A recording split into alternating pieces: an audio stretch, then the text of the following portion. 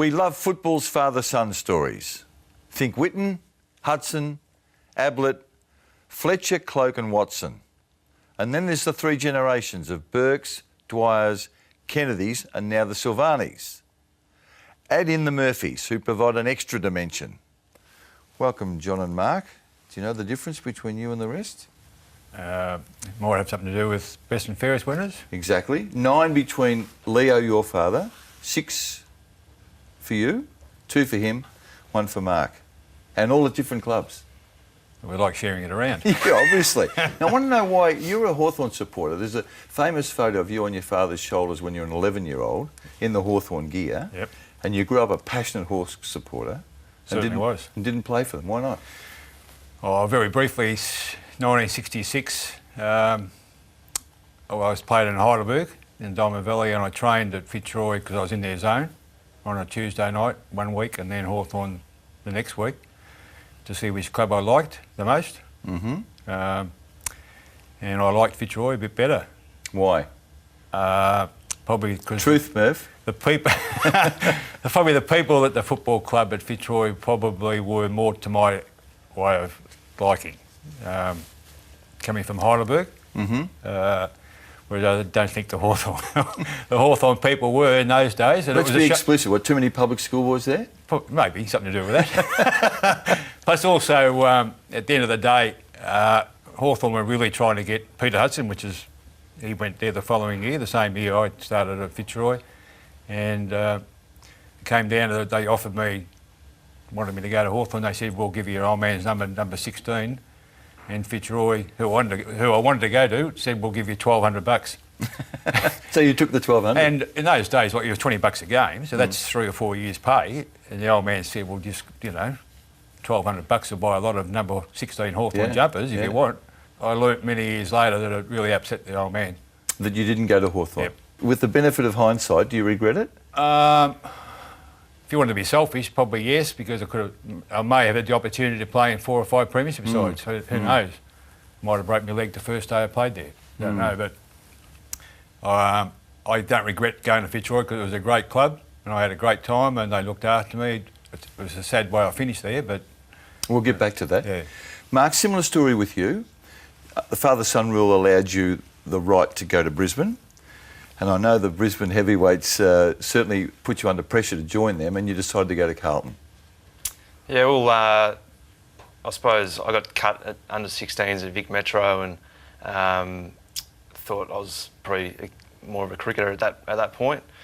Played a couple of years at Oakley and went pretty well there, and it chose to stay in Melbourne and go to Carlton in the end rather than go up to Brisbane. Did you nearly change your mind that famous day in Brisbane on a Sunday when the Brisbane heavyweights, I think Lee Matthews, Gubby Allen, Michael Voss, Jonathan Brown, Luke Power, all took you out for dinner and you were 17?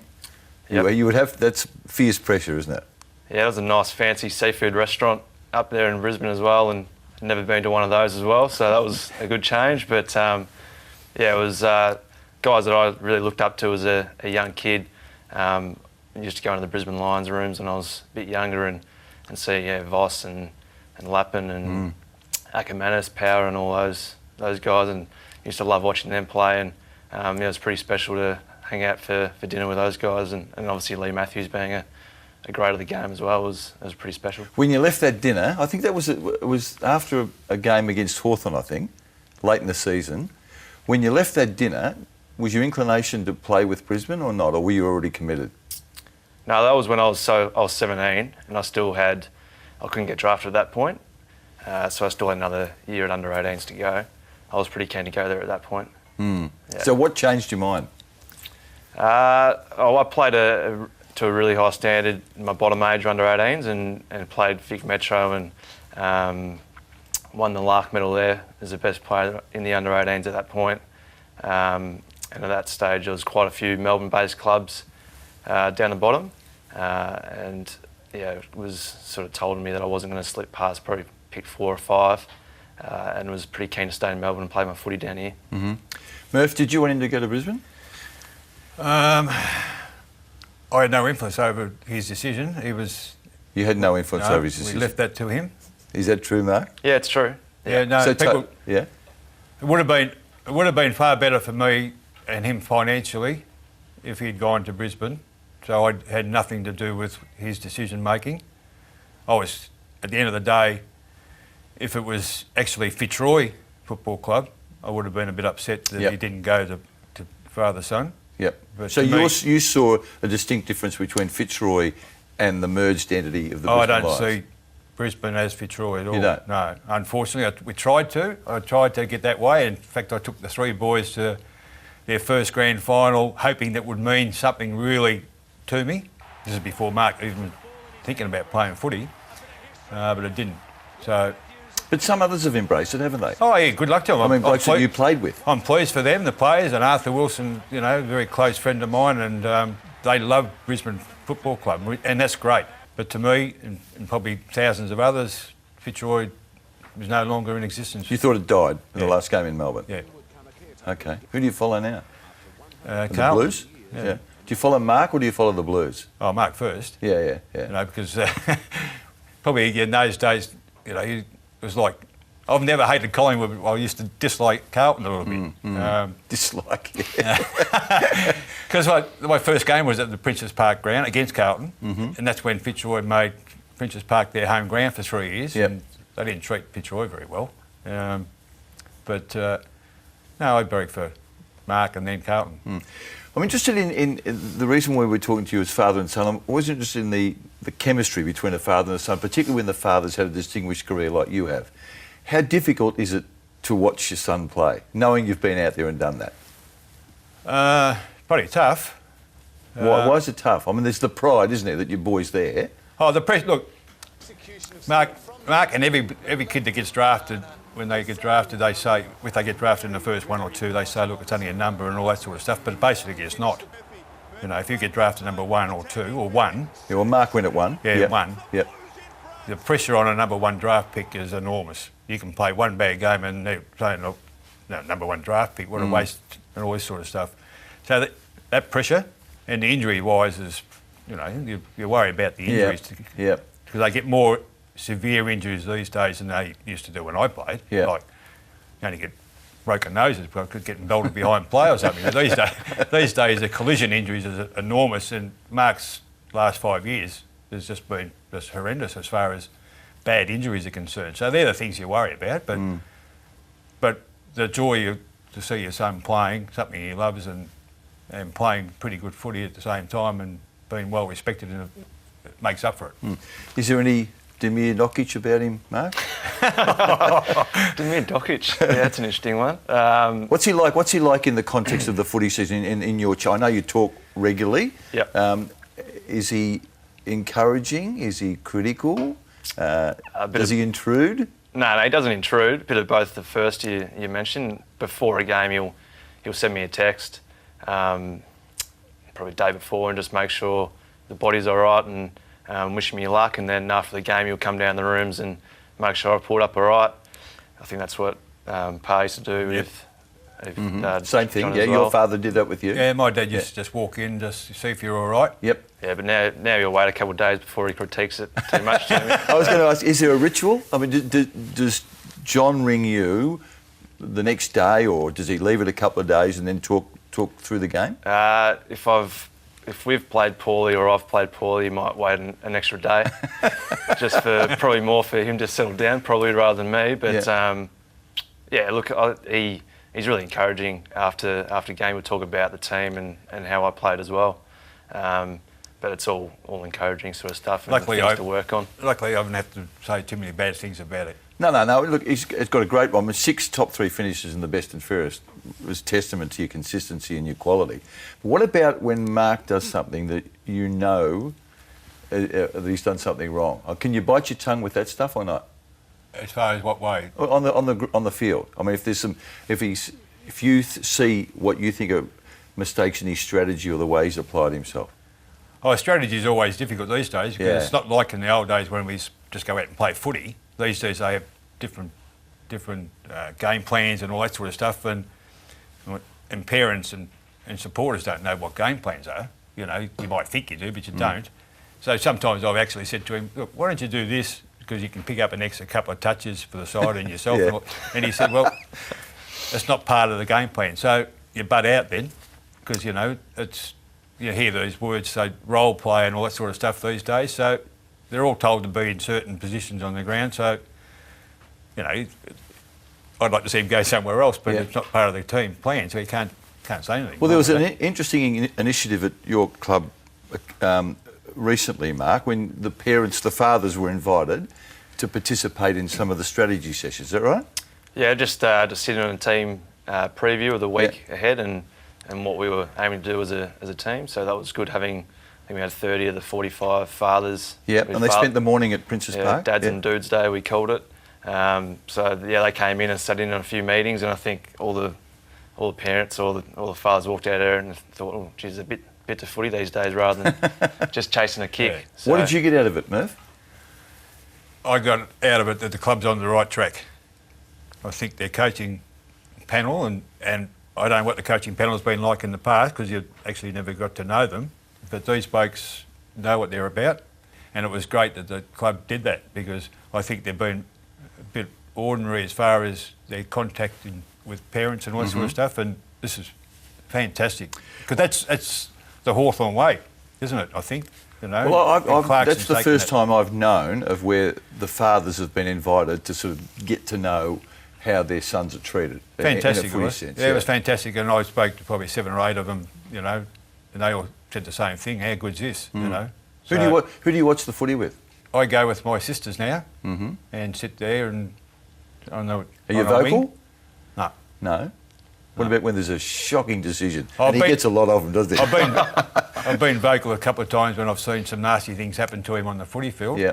And in terms of attention from the opposition? Oh, yeah. Things that should never have happened, but they do. You want to share any of those with us? No. he doesn't like taggers, I don't think. There's a perception from the outside that the tagging, the pure hard tag, belongs to yesteryear. Is that true? I reckon probably earlier in the year I thought that teams had gone away from tagging, and it looks like it's come back in the last month or two. Really hard tag, where the emphasis is on not letting you get near the footy rather than what you can create off. I think if you've got like every team's different. If you've got a specialised bloke who can really blanket someone, it's a great tool for you to use.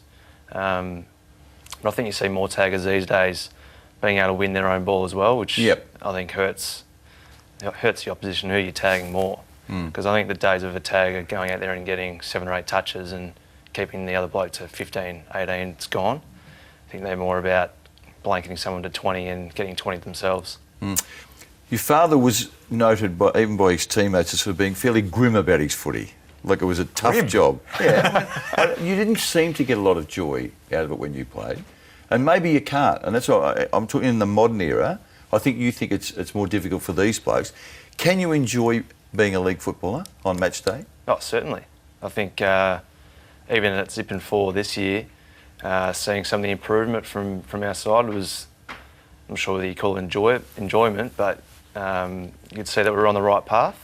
And then once we had our first win against Fremantle over there in the West, that's what you play footy for, is to work really hard together as a collective and to get results. And that's one win that stands out. But then we had 4 or 5 of the next 6 games that we won as well.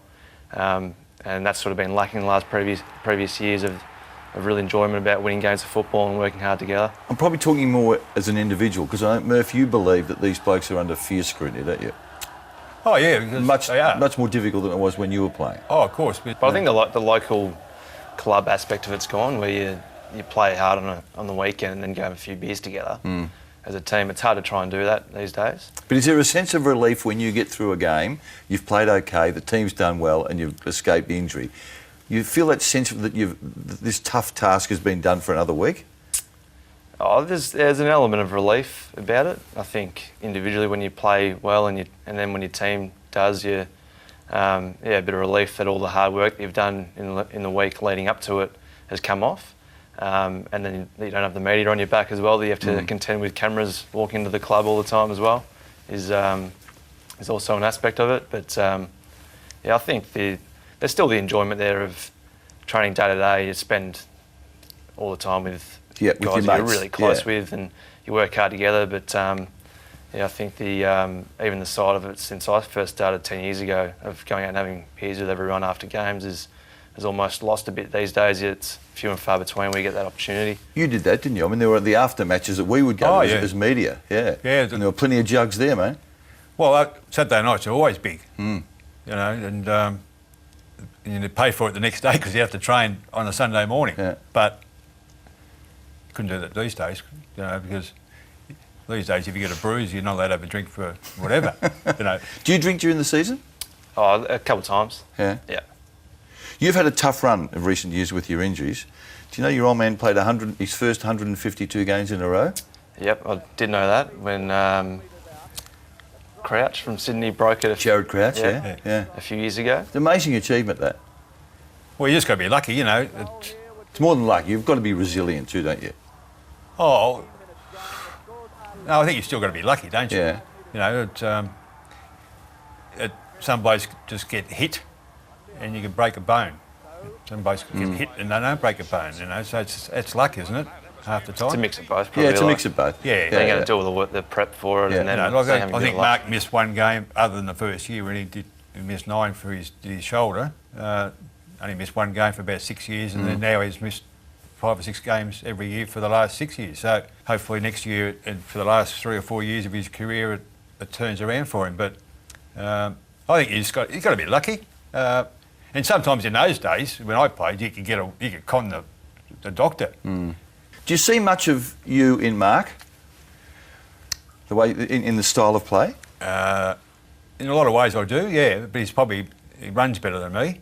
He's a bit quicker than me. Yeah. He doesn't. I think he probably got to get more goal kicking into his game. Yeah, I was going to. Yeah, you kicked 300 goals at Fitzroy. Yeah. That's a good return from a midfielder, isn't it? Yeah. Yeah, I've seen some of his stats of disposals and goals. Yeah, but you're both good at the similarity is in reading the play and accumulating possession. He uses the ball a lot better than I did, and he's a better team player than I was. That's a big admission. Yeah. Better team player. Yeah. Which leads me. Were you selfish? No, I don't think I was probably doing the right thing by the club being the way I was in those days. But that was the way the footy was, you know. You'd have a kick instead of a handball. And that KB was the best, and he's no... And lethal? Yeah. Yeah. That's the way football was. But Marc would sacrifice himself, I think, of getting a possession for his teammate to get it. But I wouldn't do that. I wanted to get it. Yeah. If that makes sort of sense. No, that was sort of, but I mean, you'd want to get it too, wouldn't you? Yeah, if I'm there to go get it, I'll get it. But if you're in the best position to get it. Yeah. But if you're not in the best position, you don't call for it. Yeah. You don't go get it. But you obviously didn't see your dad play. What's your view about what he was like as a footballer? In terms of Dad, I've seen maybe a 2-minute clip of him running around and kicking goals with. Couldn't tell it was red hair, but he had red hair back then and a bit of a mo. Yeah. So. And they weren't bad, the Roy boys, were they, in your day? We weren't as bad as people made out. In fact, we don't. In the 11 years I was there, we didn't come on the bottom once.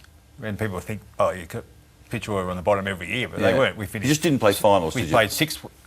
They brought a five in, we finished 6th. You know, that sort of stuff. So we're some really good players, you know, like Gary Wilson and Warwick Irwin, Harvey Merrigan.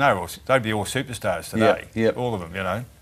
When we come back, boys, I want to ask you, John, about 3 clubs in 3 years.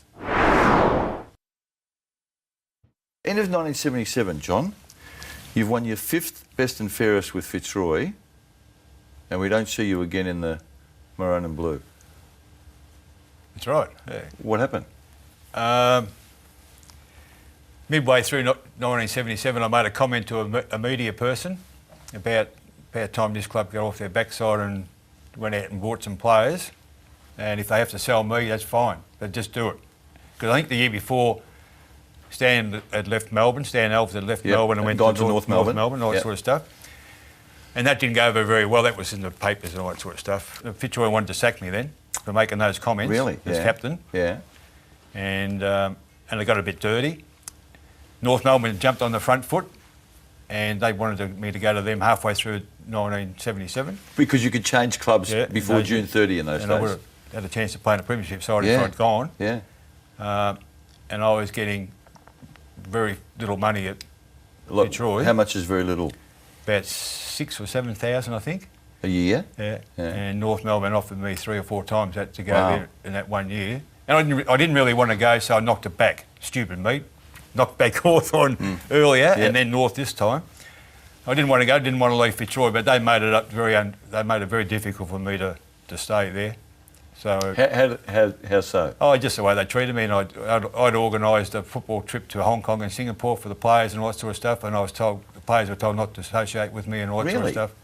In So- 77. Yeah. So you're the captain of this footy club and you're the best and fairest winner, and players are being told not to associate with you. Yeah, So you leave. yeah, You leave Fitzroy, you walk, yeah. yeah, and you go to South Melbourne. I went to South Melbourne for a good deal, shake of the hand. Yep. You missed the first 5 games? Yeah, Fitzroy wouldn't clear me, so I missed the first 4 or 5 games, yeah. And then you win the best and fairest. Yeah. And then you're off again the next year. Well, I played the next year, because I went there because of Ian Stewart too. Yep. And then Ian Stewart, after I signed with South, decided to go to Carlton to be coach there. And then Tuddy took over. And then at the end of 78, the club got rid of Tuddy and brought back Stewart. And after about 6 games, I knew I was on the outer with Stewie for some reason. So, But he wanted you there, didn't he? yeah. I've got to stay with this for a moment, Mark. But Yeah, stick with it, I'll just hang when on. you said that Fitzroy should get some players in to take that next step, Yeah. you leave. Is it true that Walls and Quinlan came the next year? They did. Yeah. Wars Quinlan, Jerry McCarthy, is it, from Hawthorn? From Hawthorn, yeah.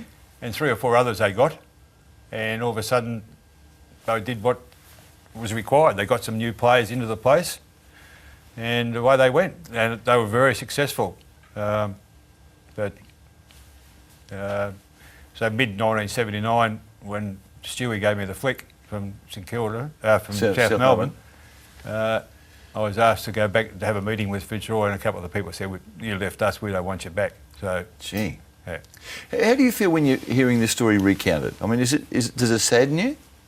Oh, it's interesting. Like it's almost unbelievable to think that you'd lose your captain that way, and then because you're a captain of your team. yeah, and then not be welcomed back. Maybe that's part of the reason why he doesn't really like Brisbane Lions as much anymore as well. But I don't know. Yeah, look, I made an admission to Arthur Wilson a couple of weeks ago at the Fitzroy Hall of Fame that I really still don't feel welcome back at Fitzroy. You know, it's strange, isn't it, in some ways? It is. Well, you were at the Hall of Fame, weren't you? Yeah. Yeah. So that's a big step forward, isn't it? Oh, no, I've gone to all their functions. Yeah. No, I've got nothing against now, nothing. But it's just my own personal belief that I've done, I didn't fulfil what I should have done at the end of the day. Okay. And then you finally play in a final at North Melbourne, full forward. Can you imagine him playing full forward? Not a likely full forward type, is he? So you play full forward, North win, Yeah.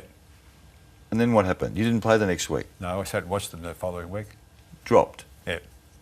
It was a sad finish for a bloke with such a distinguished career, I reckon. Yeah, well, that's the sad thing about it, but that's life. I made the choices, and I made wrong choices. Is there anything that you, in your own mind, feel that you've learnt from your father's career? I think initially he always has said to me, make sure that you're a one-club player. So that's obviously some of the mistakes that he made, and I'm really comfortable being at Carlton, and hopefully I can manage Sauce to give me 4 or 5 more years of playing at the Blues. Well, you've got to be you've got to be happy with what you've done there. I mean, that consistency's beyond dispute. So you've been runner-up in the best of fairest 4 times. Yep. And won 1 and a third. Yeah. It's pretty good form, isn't it? Yep, excellent. I think I've still got probably my best footy ahead. I'm only 28 and still got a fair bit of footy left in me. There's a political one I'm going to ask you. Were you pleased when there was a change of coach, when Mick left? I think, well, the writing was on the wall probably 4 weeks before that. I think everyone probably around the club had known that. I could feel that was going to happen. It probably reached a point where the club needed to change, and it wasn't just Mick. It was upstairs as well, the football staff, coaches as well, and players. Like, it's been a really big clean out. It was an open secret outside of Carlton, though, that Mick rode Marc very hard. You would have been aware of that. How difficult was that to live with when you were so close? He's your son and you're so close to what's happening at the footy. Pretty difficult, but I'm not going to go any further. Thanks, Michael. Thanks. I think that's all history now. It's gone, and he's got through it all. Yeah. The club's got through it all. Mick's been a sensational coach for many, many years. Given that you're an ex-player and you played against him, did that sort of encourage you to talk to him, sort of say, look, you know, what's up, what's going on, why are you so hard on him? Oh, well... Did you ever talk to Mick about that? I never spoke to Mick. At all? No. Oh, well, he'd say hello. That's about it. He's not the type of person... And not many coaches are after games, because they don't. So I'm not going to ring them. I don't ring coaches during the week or anything. I never have. Never will. I don't think that's anybody's position to be ringing up coaches talking about their sons or talking about the team. I agree with that. And you wouldn't want him to do that. No, he'd never want that, and he'd never do that. Like, that's the worst thing you could possibly do. Yeah. What's the toughest thing? Has he said something to you that's really shaken you? I'm talking about John. In that father-son chat, has he ever lost it and said something that really cut you? No, he's never really lost it and said something that really cut me. He's frustrated me a few times with some of his comments, but that all comes from a place of care. Yeah, sure. So like he's never really been too hard on me, and he's certainly been demanding in what he thinks I should be able to get to, which is fair enough. And what do you mean by that? About trying to raise my game to the next level. And is that work ethic or is that skills or what? No, not skill-wise. Probably just not so much work ethic, but just more mentally about wanting to be the best, and has probably been something that he's always tried to ram down my throat. And I'm the same. I reckon I'd do that to my son as well. If I hopefully have a son one day and he does whatever he wants to do. But fourth generation. I'm not sure about that. But anyway, did Leo ride you hard? No. No? Not at all. No. He was probably a little bit less demanding than I am. He was right what he said. I always want him to be the best, and that's what every parent wants, don't they? Of course they do. Yeah. I've been fascinated for a long time about the chemistry between a father and son when the fathers played footy. It's been really enlightening, Murph. Great to see you again, and congrats on your great career, and there's a lot to come yet for you, Marc. Thanks for your time. Thanks, Michael. Thanks, Marc. This has been a Fox Footy production, part of the Fox Sports Network.